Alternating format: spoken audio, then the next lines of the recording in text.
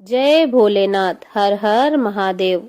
भगवान भोलेनाथ की कृपा आप सभी पर बनी रहे। भगवान भोलेनाथ की महिमा अनंत है। जो भक्त श्रद्धा से उनकी कथा सुनते हैं, उनके जीवन में सुख समृद्धि आती है। सोमवार व्रत कथा को सुनने से मनोवांछित फल की प्राप्ति होती है और भोलेनाथ जी की कृपा प्राप्त होती है। अतः आप सभी इस कथा को पूर्ण श्रद्धा के साथ सुनें और भगवान भोलेनाथ जी की कृपा प्राप्त करें। किसी नगर में एक धनी व्यापारी रहता था। दूर दूर तक उसका व्यापार फैला हुआ था। नगर के सभी लोग उस व्यापारी का सम्मान करते थे। इतना सब कुछ संपन्न होने के बाद भी वह व्यापारी बहुत दुखी था, क्योंकि उसका कोई पुत्र नहीं था, जिस कारण अपने मृत्यु के पश्चात व्यापार के उत्तराधिकारी की चिंता उसे हमेशा सताती रहती थी।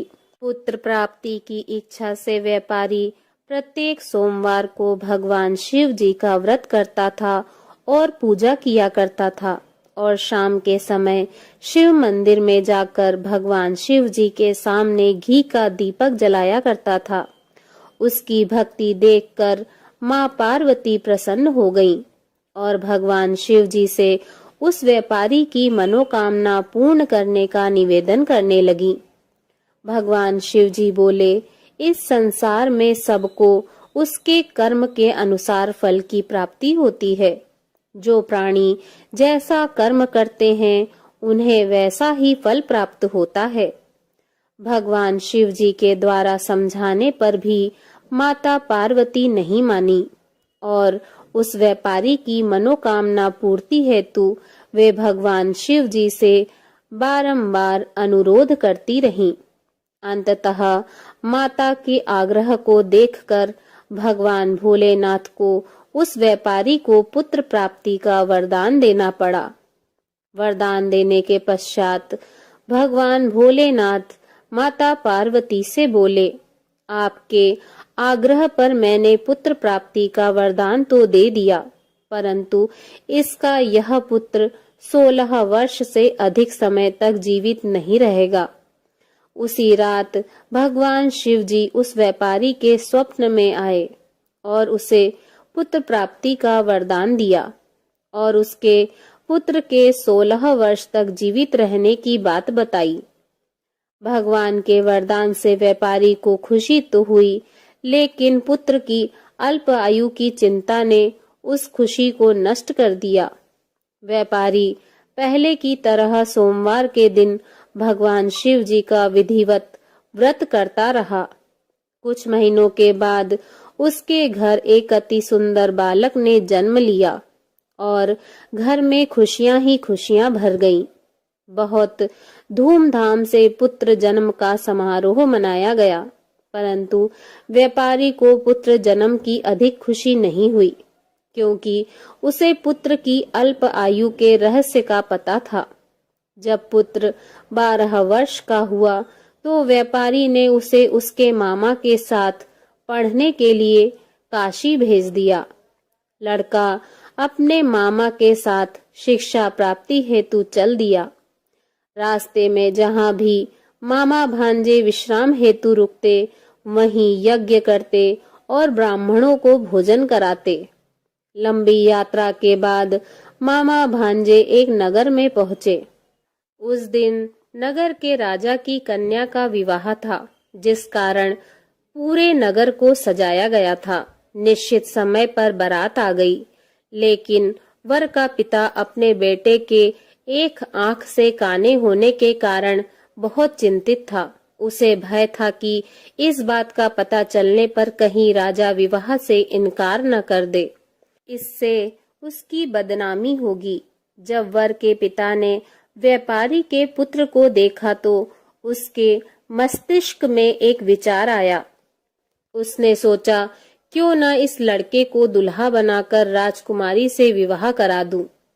विवाह के बाद इसको धन देकर विदा कर दूंगा और राजकुमारी को अपने नगर ले जाऊंगा। वर के पिता ने लड़के के मामा से इस संबंध में बात की।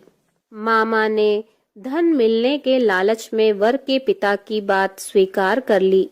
लड़के को दूल्हे का वस्त्र पहनाकर राजकुमारी से विवाह करा दिया। राजा ने बहुत सारा धन देकर राजकुमारी को विदा किया। शादी के बाद लड़का जब राजकुमारी के साथ लौट रहा था तो वह सच नहीं छिपा सका और उसने राजकुमारी की ओढ़नी पर लिख दिया, राजकुमारी, तुम्हारा विवाह मेरे साथ हुआ था। मैं तो काशी पढ़ने जा रहा हूँ और अब तुम्हें जिस नवयुवक की पत्नी बनना पड़ेगा वह कान्हा है। जब राजकुमारी ने अपनी ओढ़नी पर लिखा हुआ पढ़ा तो उसने काने लड़के के साथ जाने से इनकार कर दिया। राजा को जब ये सब बातें पता लगी तो उसने राजकुमारी को महल में ही रख लिया। उधर लड़का अपने मामा के साथ काशी पहुंच गया और गुरुकुल में पढ़ना शुरू कर दिया। जब उसकी उम्र 16 वर्ष की हुई तो उसने यज्ञ किया। यज्ञ के समाप्ति पर ब्राह्मणों को भोजन कराया और खूब अन्न वस्त्र दान किए। रात को वह अपने शयन कक्ष में सो गया। भगवान शिव के वरदान के अनुसार शयन अवस्था में ही उसके प्राण पखेरु उड़ गए। सूर्योदय पर मामा मृत भांजे को देखकर रोने पिटने लगा। आसपास के लोग भी एकत्र होकर दुख प्रकट करने लगे। लड़के के मामा के रोने विलाप करने के स्वर समीप से गुजरते हुए भगवान शिव और माता पार्वती जी ने भी सुने। माता पार्वती जी ने भगवान से कहा, हे प्राणनाथ, मुझे इसके रोने के स्वर सहन नहीं हो रहे हैं। आप इस व्यक्ति के कष्ट को अवश्य दूर करें। भगवान शिव जी ने माता पार्वती के साथ अदृश्य रूप से समीप जाकर देखा तो भोलेनाथ माता पार्वती से बोले, यह तो उसी व्यापारी का पुत्र है जिसे मैंने 16 वर्ष की आयु का वरदान दिया था।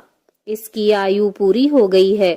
माता पार्वती ने फिर भगवान शिव जी से निवेदन कर उस बालक को जीवन देने का आग्रह किया। माता पार्वती के आग्रह पर भगवान शिव जी ने उस लड़के को जीवित होने का वरदान दिया और कुछ ही पल में वह जीवित होकर उठ बैठा। शिक्षा समाप्त करके लड़का मामा के साथ अपने नगर की ओर चल दिया। दोनों चलते हुए उसी नगर में पहुंचे जहां उसका विवाह हुआ था।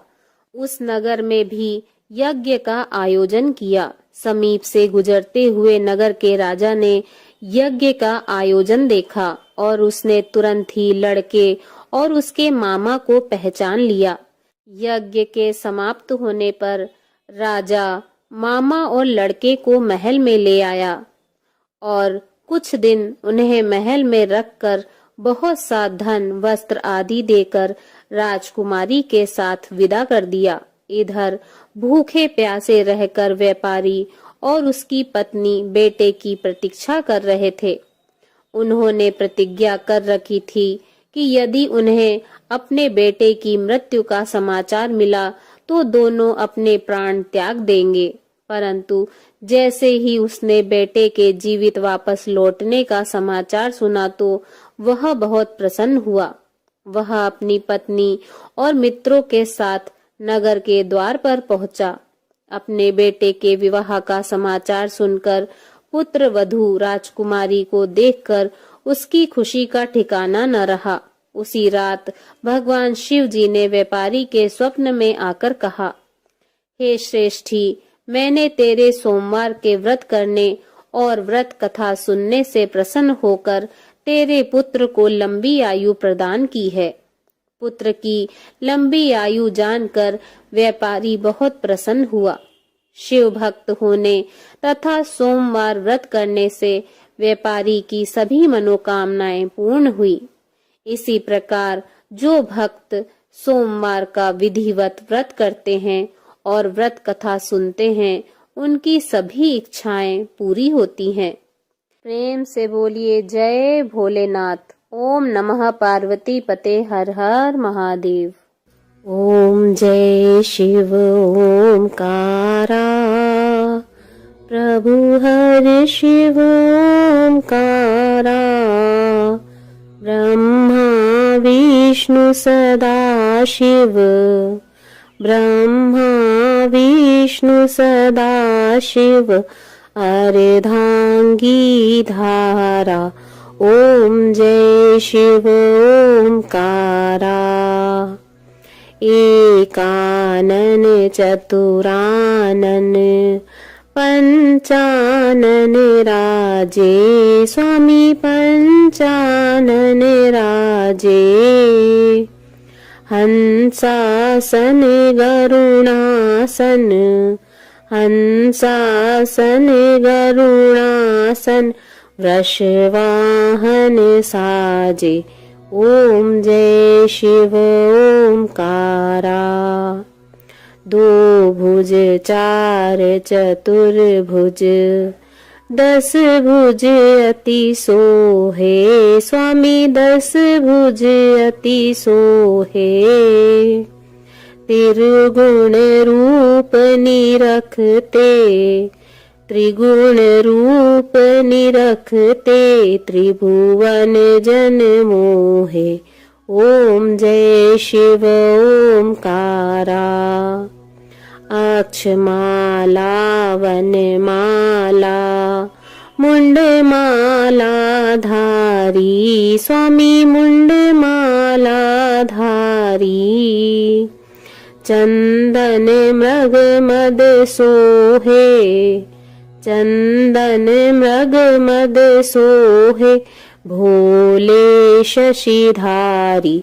ओम जय शिव ओमकारा, श्वेतांबर पीतांबर, बागांबर अंगे, स्वामी बागांबर अंगे, सनकादिक गरुणादिक भूतादिक संगे।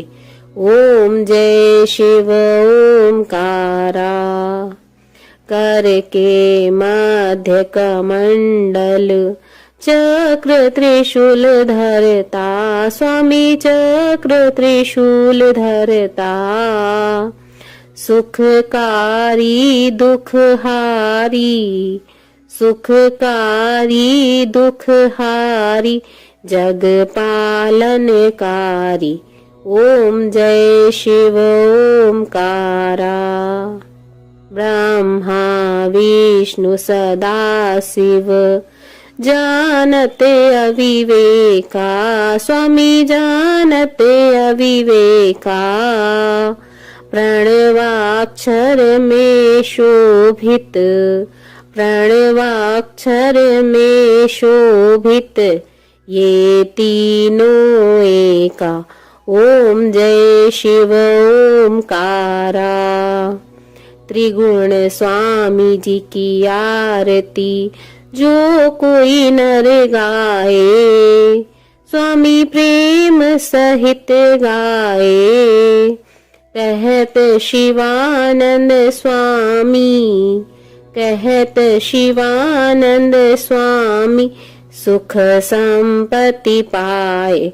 ओम जय शिव ओमकारा, ओम जय शिव ओमकारा, स्वामी हरे शिव ओमकारा, ब्रह्मा विष्णु सदा शिव, ब्रह्मा विष्णु सदा शिव, अर्धांगी धारा।